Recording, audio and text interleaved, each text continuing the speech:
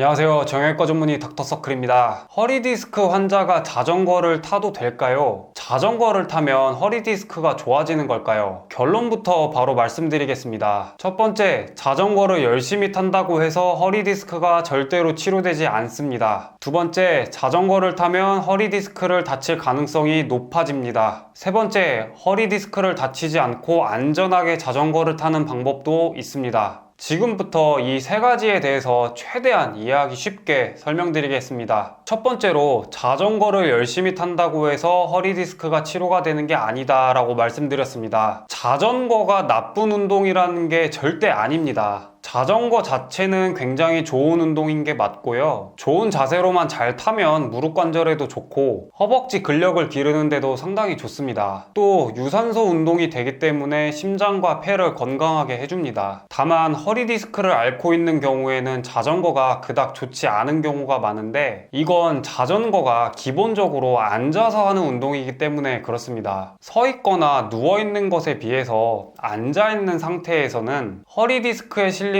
압력이 최소 3배 이상 높아진다는 것을 꼭 아셔야 됩니다. 우리가 서 있을 때 허리 디스크에 100이라는 힘이 실린다고 하면, 앉아 있을 때는 허리 디스크에 그 3배인 300이라는 힘이 실린다는 얘기입니다.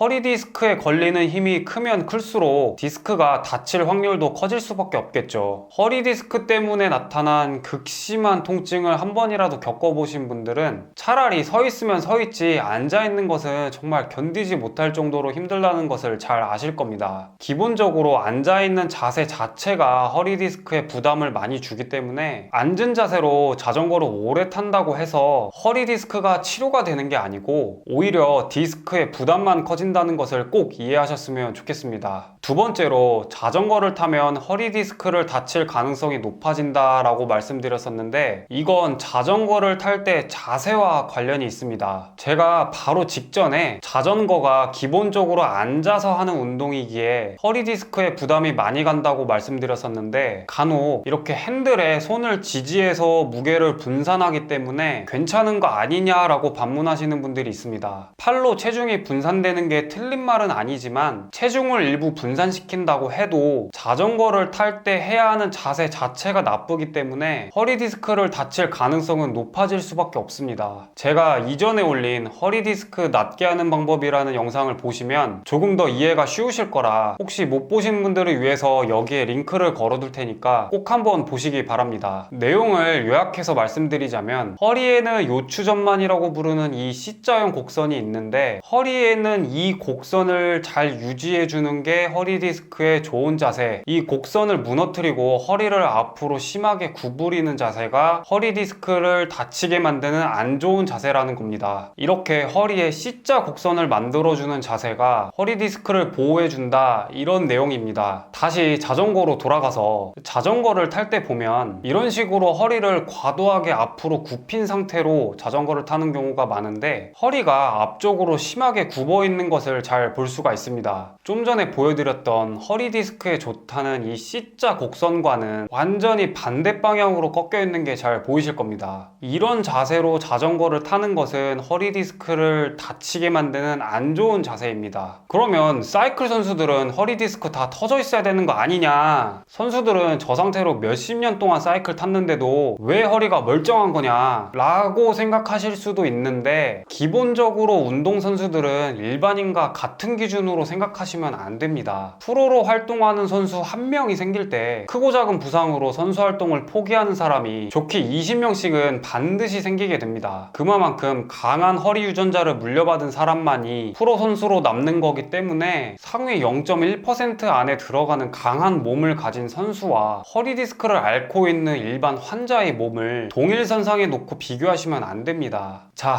그러면 자전거도 종류가 많기 때문에 이렇게 고급자를 위한 사이클 말고 평범한 모양의 자전거를 타는 사람도 많으실 텐데, 사실 이런 모양의 자전거도 마찬가지입니다. 정도의 차이는 있지만 아까 보여드렸던 허리 디스크를 보호해주는 이 C자형 곡선과는 반대로, 다시 말해 허리 디스크에 안 좋은 앞쪽 방향으로 굽어 있다는 것을 알 수가 있습니다. 바로 이런 이유 때문에 자전거를 이렇게 안 좋은 자세로 오랫동안 타게 되면 허리 디스크를 다칠 가능성이 높아질 수밖에 없다고 말씀드리는 겁니다. 자, 마지막 세 번째로 말씀드린 허리 디스크를 다치지 않고 안전하게 자전거를 타는 방법에 대해 말씀드릴 건데, 야외에서 타는 자전거로는 사실 디스크를 안전하게 보호하면서 타기는 어렵습니다. 실내 자전거 중에 이런 식으로 등받이가 잘 되어 있는 것들이 있는데, 이런 자전거를 이용하면 허리 디스크를 다치지 않게 하면서 안전한 운동이 가능합니다. 등받이에 허리를 기대서 부담을 줄여주는 동시에 좀 전에 설명드렸던 것처럼 앉을 때 허리에 C자 곡선이 잘 생길 수 있게 이런 식으로 허리를 꼿꼿하게 잘 펴준 상태를 유지하면서 자전거 페달을 밟으면 허리 디스크를 보호해주면서 안전하게 자전거를 즐길 수 있습니다.